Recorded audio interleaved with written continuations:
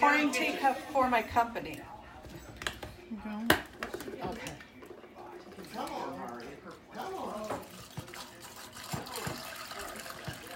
Come on. There you go.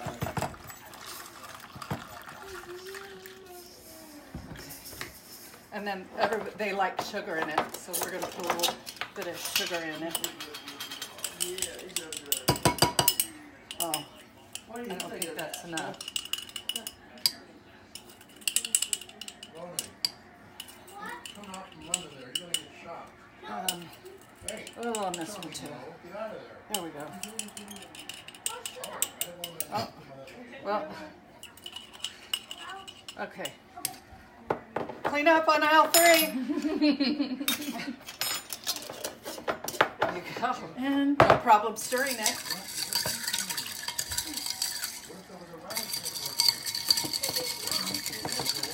Let me move the cup so you can see the mess I made. time.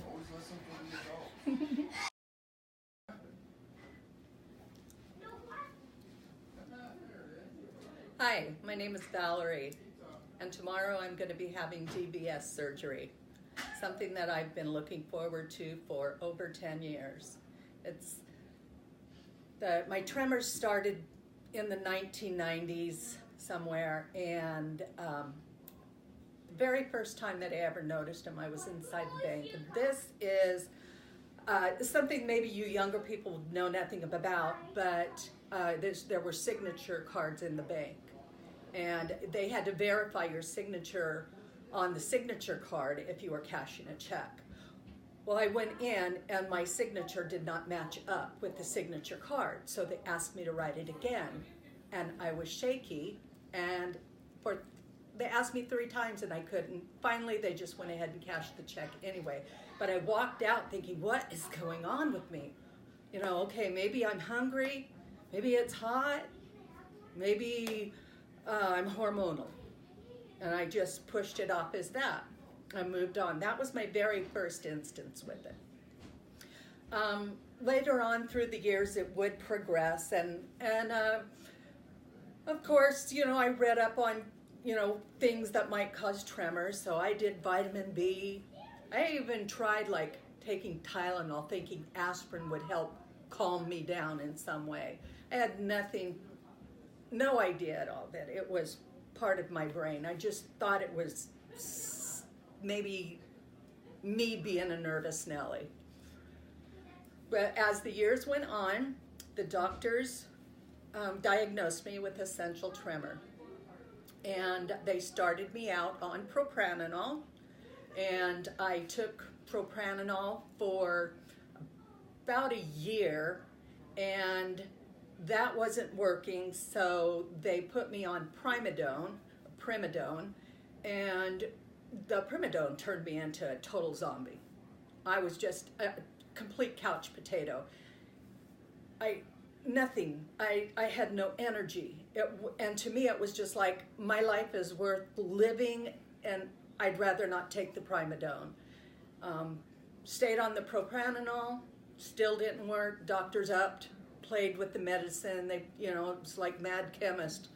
And finally, the propranolol was messing with my blood pressure, so they took me off of propranolol completely. And then it went to just the primidone. And they kept upping it. I told them I can't do it. I'm not living my life the way I really want to live. I'm young, and my daughter is graduating high school, and I need to experience life, and I can't experience life being a couch potato. So there was nothing really more at that time they said that they could do. I think my life has been a series of, with the tremor, has been a series of mishaps. Earlier on, my son Justin, he would see me trying to work at something and trying to do it, and I couldn't put it together right. And I was getting frustrated, and he would say, just breathe, Mom, you need to breathe. And I'd stop and I'd think, okay, maybe that's what it is. I'm thinking so hard, I'm holding my breath. There's so many so many trials and tribulations trying to get through this. And this year,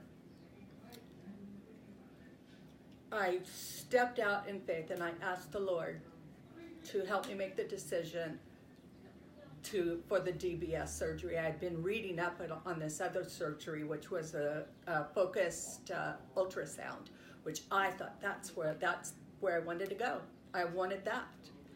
And it was a non-invasive. I just go in and they do, MRI where they burn part of the thalamus, and it's not a cure, but the tremor is eased. And so I headed to the neurologist with that in mind. And all of the neurologists that I saw said, no, not a good idea. Once you burn a part of your brain, it won't grow back. And there's no guarantee that the tremor will stop forever. So I thought, okay, all right. And they said, you're a candidate for DBS. I said, all right, okay, finally. And within a month's time of being diagnosed, tomorrow, I'm having the surgery. I just thank God for bringing me to this point. Because without Him, there is no way that I would ever have the courage to go through it. And if you're sitting there watching this, trust in the Lord Jesus Christ, and He'll give you that courage. Blessings. How do you do it, Rod? You want to buzz me? Here we are. You want me to hold my head still? You sit still, lady. Okay. So it's about